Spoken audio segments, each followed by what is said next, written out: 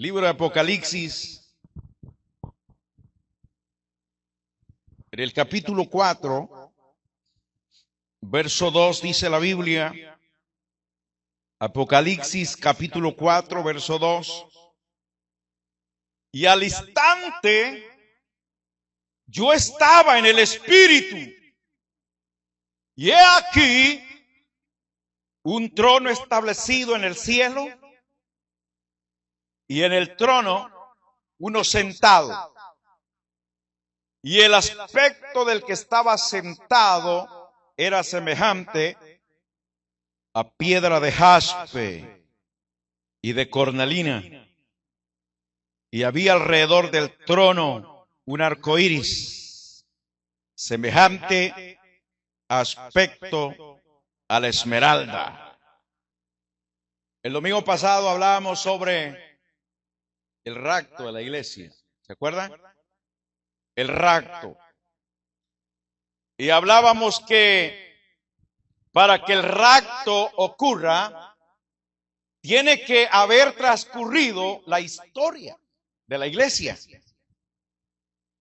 La historia, cuando la historia de la iglesia termine, inmediatamente va a suceder ese momento que los cristianos se han ido. Ya no va a haber historia, ya no va a haber cultos, ya no va a haber templos abiertos, ya no va a haber lugares de adoración abiertos, pero sí va a haber una gran cantidad de gente por las calles llorando, lamentando que se quedaron del rapto de la iglesia. Eso se va a dar, eso sí va a pasar, porque mientras muchos cristianos estamos buscando, consagrándonos a Dios, buscando su presencia, que sea el Espíritu Santo obrando en nuestras vidas, otros cristianos están descuidados. Y los descuidados, hermanos, siempre van a tener la de perder. Entonces, hoy vamos a hablar, hermanos, sobre la adoración celestial, pero sobre sentado en el trono. Amén, sentado en el trono. ¿Por qué adoración celestial? Porque cuando Juan fue invitado al cielo, él contempló la adoración celestial. ¿A qué vamos a ir al cielo? Adorar. Entonces, inmediatamente la iglesia es levantada. Vamos a pasar día y noche adorando y glorificando a nuestro Dios. ¿Cómo, hermano? Si apenas con 2 horas de culto ya estoy aburrido. Si apenas con 2 horas de culto, ¿y va a ser día y noche? Sí, la adoración celestial va a ser día y noche, por los siglos de los siglos, de ahí en adelante por los siglos de los siglos. Entonces, pero va a ser una adoración maravillosa. ¿Por qué? Porque usted no va a sentir el tiempo, porque va a estar en la eternidad. O sea, cuando la iglesia sea levantada, va a entrar a la eternidad. A la eternidad con Dios. O sea, en otras palabras, ya no va a existir el tiempo. El tiempo ya no va a existir, no va a importar el tiempo, no va a importar nada, porque sabe lo que afecta al ser humano para adorar a Dios es este cuerpo que nosotros tenemos, este cuerpo limitante, porque es un cuerpo que es limitante. Es el que siente calor, el que siente frío, el que siente cansancio, el que siente, hermanos, dormir. Pero cuando este cuerpo sea transformado, las cosas cambian. ¿Por qué? Porque dice la Biblia, sorbida será la muerte en victoria. O sea que esta nuestra carne será sorbida. Ya no va a haber carne, porque carne y sangre, dice la Biblia, no heredarán el reino de los cielos. No heredará. O sea, este cuerpo es tierra, es terrenal, esto queda aquí, pero hay algo importante que nosotros tenemos en nuestro ser, que es alma y espíritu. Esos son de Dios, esos van para Dios. Aleluya. Entonces, hermanos, ese es el caso. Por eso es que usted siente que el tiempo se hace largo. ¿Y cuándo van a terminar? ¿Y cuándo van a dejar de cantar? Allá va a haber adoración celestial día y noche. Porque vamos a estar en la presencia del Dios Todopoderoso. Si cuando siente la presencia del Espíritu Santo en esta tierra no quiere irse para la casa, ya no digamos allá en la presencia del Dios Todopoderoso, aleluya, que lo va a tener en directo, en vivo y en directo va a estar con Dios. Aleluya. ¿No es cierto que cuando asciende la presencia de Dios y usted siente la bendición de Dios, usted no se quiere ir para la casa? No se quiere ir, aunque tenga que ir a trabajar el otro día, aunque tenga que ir a hacer su negocio otro día, pero no se quiere ir porque hay una presencia de Dios. ¿Quién es el que está sentado en el trono? Dice, y al instante yo estaba en el Espíritu. O sea, Juan fue transformado desde la isla, obviamente desde la isla de Patmos, fue transformado y llevado hasta la presencia de Dios, simbolizando el arrebatamiento de la iglesia. O sea, el estar en el Espíritu quiere decir en una, hermanos, revelación importante, hermanos, en un estado que no, hermanos, no ve nada carnal, sino es transportado a través del Espíritu. Pero dice que he aquí, dice Juan, un trono establecido. ¿Dónde estaba el trono? En el cielo. Y no cualquier cielo, sino en el tercer cielo está el trono de Dios. Hay tres cielos. Está el cielo atmosférico, está el cielo astronómico y está el tercer cielo, que es donde está el Dios Todopoderoso. Amén. Yo recuerdo que una vez el hermano G. Ávila testificaba que los rusos mandaron una nave al espacio y que esta nave en el espacio se perdió. Porque según los científicos, allá arriba hay unos grandes agujeros negros, grandes abismos negros, y se perdió la nave. Y el radar no podía encontrar la nave. Era una nave, o sea, no tripulada, que habían puesto cámaras y video dentro de ella para que tomase video, fotos, y se perdió. Y los rusos no sabían qué se había hecho con esa nave. Y allá los días, dice, muchos días después, apareció la señal de la nave. Y nomás apareció la señal de la nave.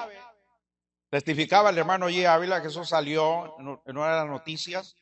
Dice que la nave empezó a tirar fotografías a la tierra, al centro de control. Empezó a tirar fotografías, pero no empezó a tirar fotografías del espacio de los astros, de Marte, de Júpiter, no, de las estrellas, no. Dice que empezó a tirar fotografías de una gran ciudad maravillosa y espléndida. Y se quedaron atónitos, se quedaron sorprendidos los rusos, porque la mayoría de los rusos son ateos. Entonces Dios tratando con ellos, y dice que en una grabación se oía, o sea, una grabación ahí que fue dejada en la nave, y decía: el primero y segundo cielo son de ustedes, úsenlos, pero no se metan con el tercer cielo. O sea, era un mensaje de Dios para los rusos. Amén. O sea, es ahí, en el tercer cielo. O sea, es inimaginable. No cabe en la mente humana, hermanos, pensar o analizar cómo es el tercer cielo. No cabe en la mente. No se puede explicar con detalles. Porque esa mansión, esa ciudad que, hermano, fotografió esa nave, esa dice la Biblia, cuando estemos más adelante y estemos hablando de la Nueva Jerusalén, porque para allá vamos, estamos estudiando el Apocalipsis, entonces va a descender al, hermanos, planeta Tierra. Va a descender la Nueva Jerusalén. ¿Cuántos le alaban por eso? Va a descender a la tierra. Aleluya. Y tanto que hasta un coro hemos hecho: Jerusalén, qué bonita eres, calles de oro, mar de cristal. O sea, las calles de esa ciudad van a ser de oro puro. Es tremendo lo que va a suceder. Ahora, ¿quién es ese que estaba sentado en el trono? Porque Juan dice: y he aquí un trono establecido en el cielo, y en el trono uno sentado. Y el aspecto del que estaba sentado era semejante a piedra de jaspe y de cornalina. Y había alrededor del trono un arco iris semejante al aspecto de la esmeralda. O sea, sin duda, sin lugar a duda, hermanos, el que está sentado en el trono es Dios. Es Dios. Amén. Es Dios. Ahora, figura semejante, hermanos, vio el profeta Ezequiel en el capítulo 1, en el verso 26 y 27, y dice la palabra de Dios: y sobre la expansión que había sobre sus cabezas se veía la figura de un ¿qué? Trono que parecía de piedra de zafiro, y sobre la figura del trono había una semejanza que parecía de hombre sentado sobre él, y vi apariencia como de bronce refulgente, como apariencia de fuego dentro de ella, en derredor, desde el aspecto de sus lomos para arriba y desde sus lomos hacia abajo, vi que parecía como fuego y que tenía resplandor alrededor. ¿Dónde tenía resplandor? Alrededor. ¿Cómo parece el arco iris que está en las nubes el día que llueve? Así era el parecer del resplandor alrededor. Esta fue la visión de la semejanza de la gloria de ¿quién? De Jehová. Y cuando yo la vi, me postré sobre mi rostro y oí la voz de uno que hablaba. Oiga bien, este es el profeta Ezequiel. O sea, miles, o sea, cientos de años antes que Juan estuviera viendo la revelación. Él estaba viendo la gloria de Dios. Dice la Biblia que a Dios nadie lo ha visto. ¿Quién ha visto a Dios? Nadie. Nadie lo ha visto a Dios. Apenas Moisés dice que vio. ¿Qué vio Moisés? Las espaldas, pero no más. Y lo vio de una forma estricta.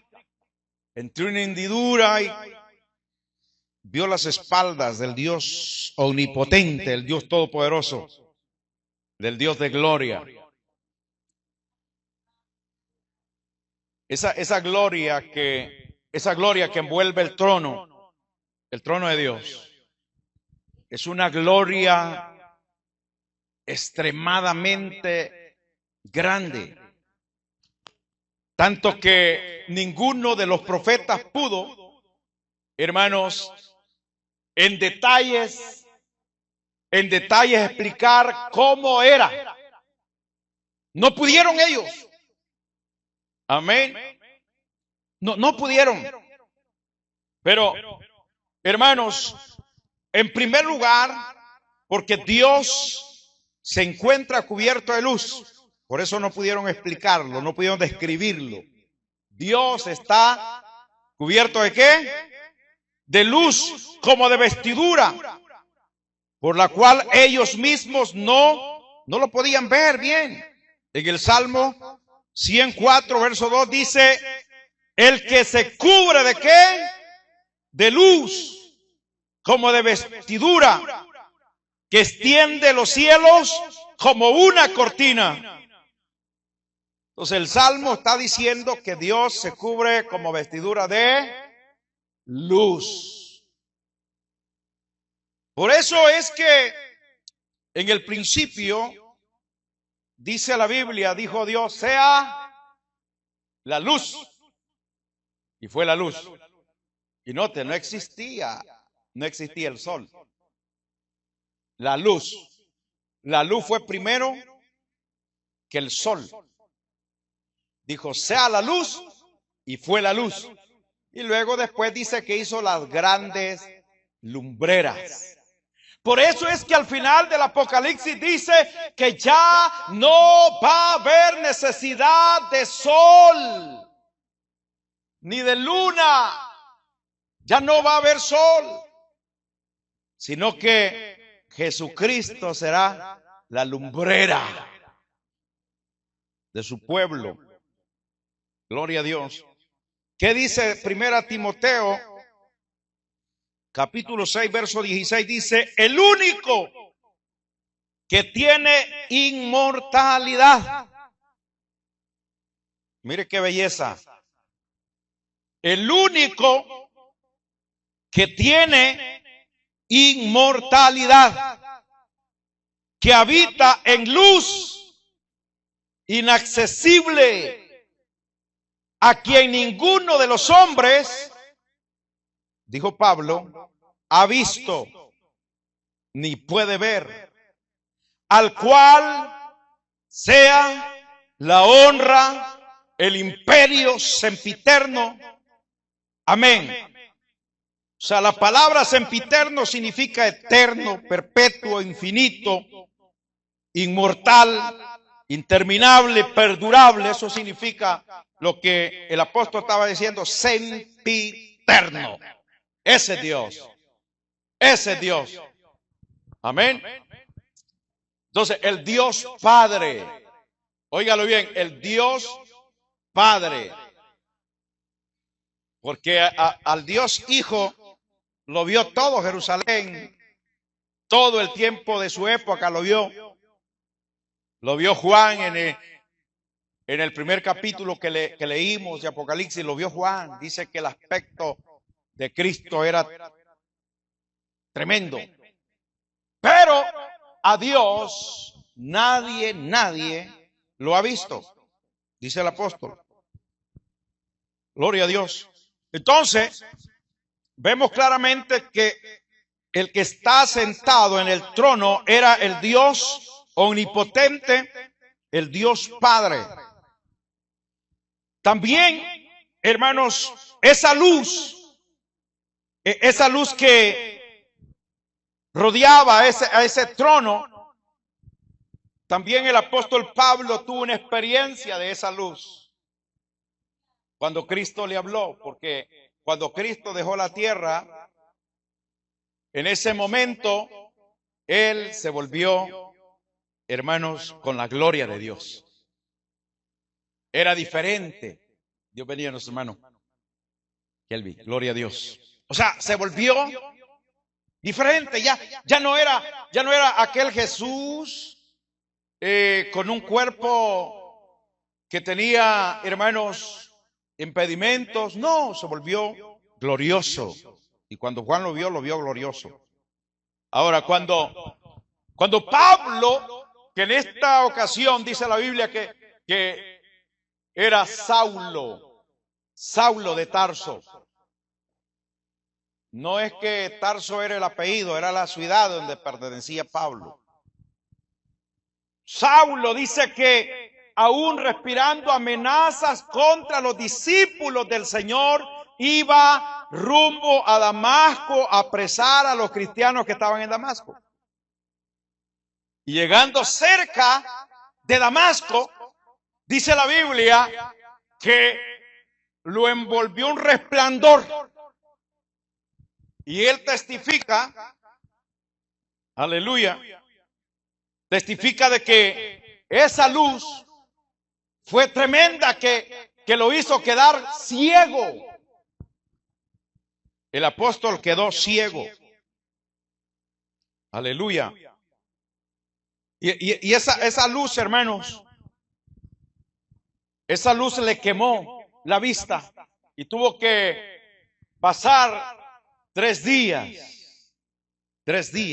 ciego, hasta que Dios envió a un siervo a que le fuera a sanar de la vista. Y ese fue Ananías. Gloria a Dios. En segundo lugar, hermanos, no hay vocabulario. Oiga bien, no hay vocabulario humano ni imágenes mediante los cuales se pueda revelar la imagen divina de Dios. En general, hermanos, la imagen de todo lo celestial es extraordinario. Veamos qué dice Isaías, capítulo 46, verso 5. ¿A quién me asemejáis y me igualáis y me comparáis para que seamos semejantes? No hay nadie con que podamos semejar a Dios. No hay nada. Y en primera de Corintios 2:9, hermanos, dice la palabra del Señor: antes bien, como está escrito, cosas que ojo no vio, ni oído oyó, ni han subido al corazón de hombre, son las que Dios ha preparado para los que le aman. Aleluya. Y en el capítulo 12, verso 4 de la segunda carta de Timoteo, de Corintios, perdón, encontramos una experiencia sobrenatural, que Pablo dice: conozco a un hombre. Si en el cuerpo dice o fuera del cuerpo, no lo sé. Que dice: fue arrebatado al paraíso de Dios. Amén. Fue arrebatado al paraíso de Dios, donde oyó palabras inefables, palabras, hermanos, que no se les permitido a los hombres expresar. Dice el verso 4 que fue arrebatado al paraíso, donde oyó palabras inefables. La palabra inefable quiere decir que no se puede explicar con palabras. Dice que no le es dado al hombre expresar. Entonces, la gente, hermano, los escritores, los dibujantes han querido dibujar de alguna forma a Dios y a la gloria de Dios. Pero nadie se puede comparar. O sea, la gloria que está en ese trono es una gloria semejante a una piedra de jaspe. La piedra de jaspe es blanca y brillante, que lo puede dejar ciego a uno con el resplandor. Entonces, dice la Biblia, en Deuteronomio, que Dios prohibió a los israelitas, dice, aguardar.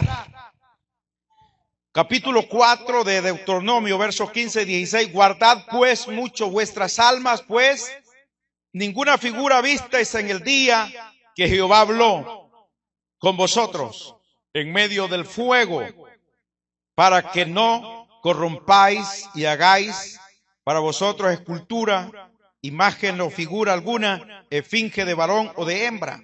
Lo que la Biblia está diciendo, que no hay ser humano que pueda, hermanos, explicar, que pueda, o sea, imaginar esta gran bendición, esta gloria de Dios, esta luz maravillosa de Dios. Aleluya. Además de esto, hermanos, la luz celestial vista por los profetas en su pureza y hermosura eran representadas por piedras brillosas. Entonces, esa luz era tremenda. Imagínense qué tan fuerte fue esa luz que quedó ciego Pablo. Esa luz es la misma que opera, hermanos, en las cosas que Dios ha hecho también. Alguien puede quedarse viendo cuando hay una luz de rayo, casi lo empaña.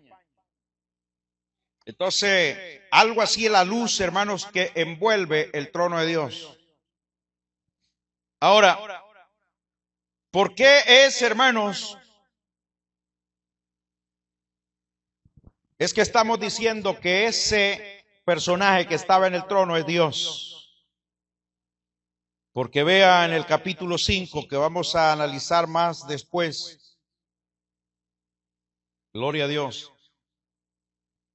En el capítulo 5, vea cómo dice, en el verso 6, y miré, y vi, aquí todavía Juan estaba en el cielo, y miré y vi que en medio del trono y de los 4 seres vivientes y en medio de los ancianos estaba en pie un cordero como inmolado, que tenía 7 cuernos y 10 ojos y 7 ojos, los cuales son los 7 espíritus de Dios enviados por toda la tierra.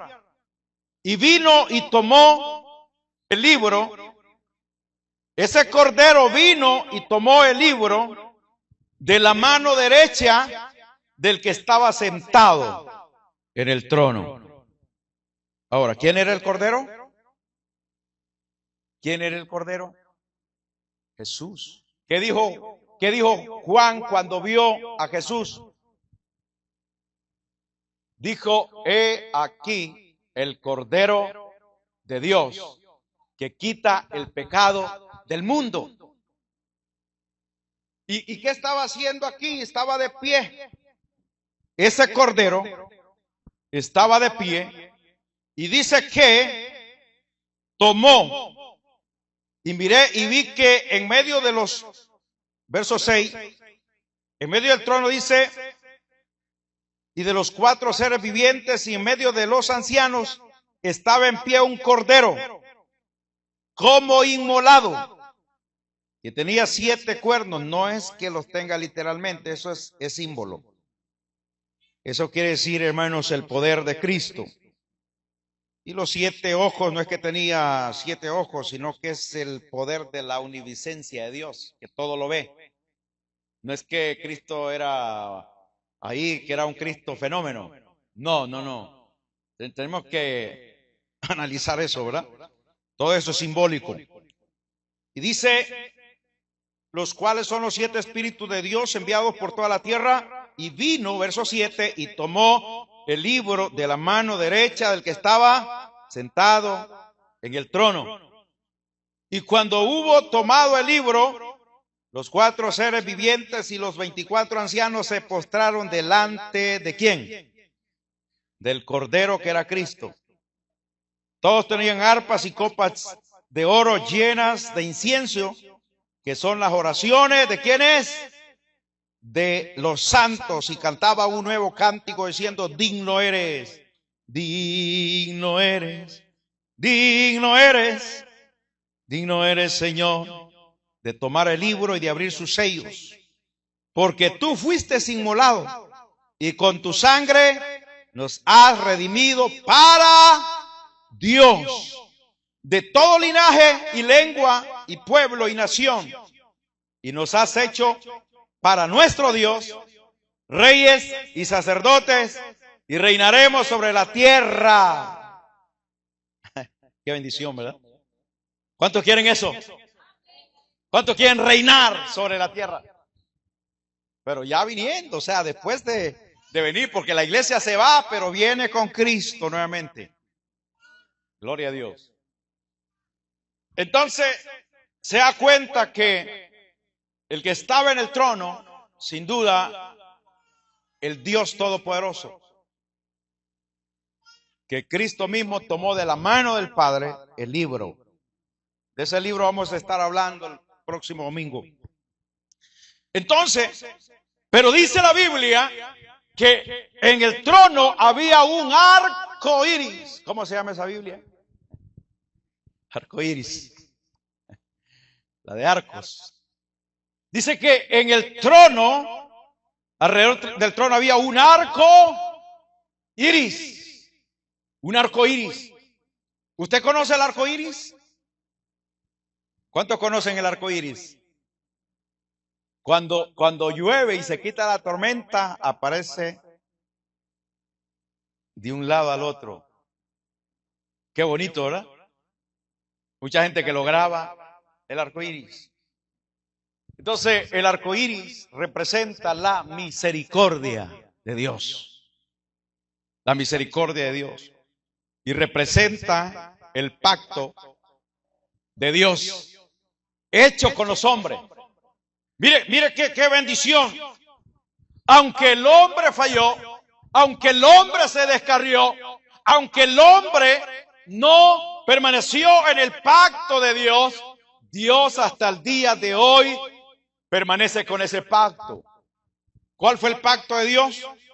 Él dijo, voy a hacer pacto con ustedes y mi arcoíris va a salir representando que nunca más voy a castigar la tierra con agua.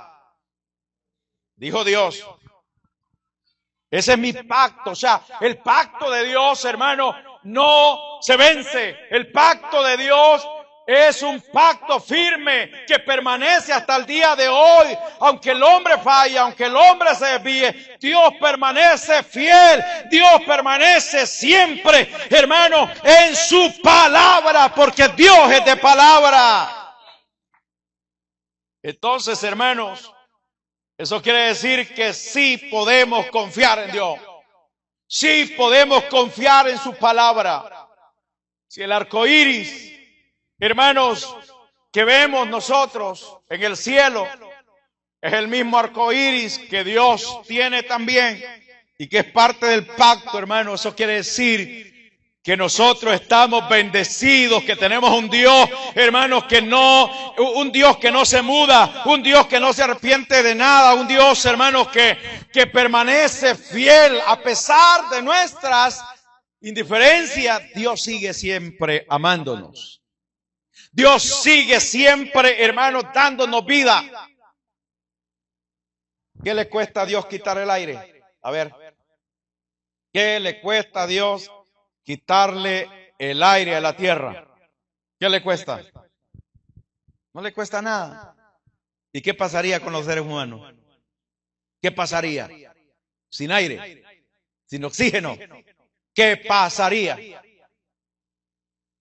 Nos morimos, no duramos ¿ni cuánto? Ni 10 minutos, ni 5. Nos asfixiamos completamente. Pero el amor de Dios es tan grande, el amor de Dios es tan maravilloso, que hasta el día de hoy Él sigue fiel a su palabra. ¿Cómo es Dios de maravilloso, hermanos? ¿Y cómo son las cosas que Dios ha hecho? Hasta el día de hoy la tierra no ha desobedecido la palabra de Dios. Hasta el día de hoy. La tierra, hablando de tierra. Usted, hermanos, extermine toda planta de un lugar. Construya una casa si quiere. Y destruye este lugar. Y déjelo así. Y saque todos esos ladrillos y la deja un año. Va a crecer el montarral así. Porque la tierra, dijo Dios que produzca la tierra. Es una orden que le dio. Y la misma tierra no ha desobedecido a esa orden. Usted ve que, hermanos, en las aguas, cualquier lago que hagan, que lo hayan sacado tierra y agua se haya posado ahí, ¿por qué hay peces? ¿No se ha preguntado por qué hay peces? Porque Dios dijo que produzcan las aguas seres. Allá nosotros, cuando hacíamos arrozales, hermano, en la tierra, se acumulaba el agua y cuando cortábamos el arroz, habían zambos, habían camarones. ¡Oh, qué ricura! ¡Qué bendición! ¿Cómo se produjo? ¿Cómo se produjo? O sea, no era ni un año, eran como 3 meses que permanecía esa agua. Como 3 a 4 meses permanecía allí el agua. Y cuando sacábamos el arroz y quedaba, hermanos, el agua ahí, y se iba secando, chimbolos. ¿Cuántos conocen los chimbolos? ¡Qué rico! Y ahí los agarrábamos. Pero ¿cómo es que estaban ahí? Dijo el Señor, produzcan las aguas seres vivos. O sea, el agua, la tierra hasta el día de hoy está fiel a Dios. Y el ser humano, que es más que una materia, que es más que la naturaleza, no permanece fiel. Tenemos que ser fieles a Dios. Tenemos que ser fieles a Dios, porque un día vamos a estar delante de esa presencia gloriosa de Dios.